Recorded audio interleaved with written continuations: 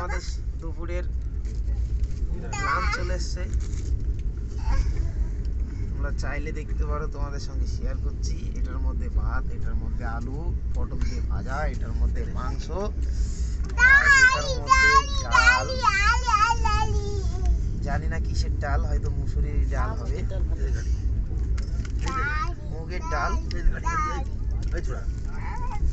একটা স্পুন দিয়েছে, একটা লবণ, একটা টিস্যু পেপার, প্লাস একটা চাটনি, আর সাথে একটা মিষ্টি দই,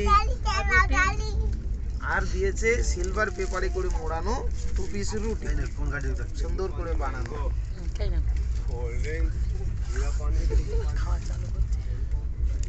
তো বন্ধুরা, আমি খেয়ে দেখি কেমন টেস্ট হয়েছে। প্রথমে ডালটাই শুরু করি।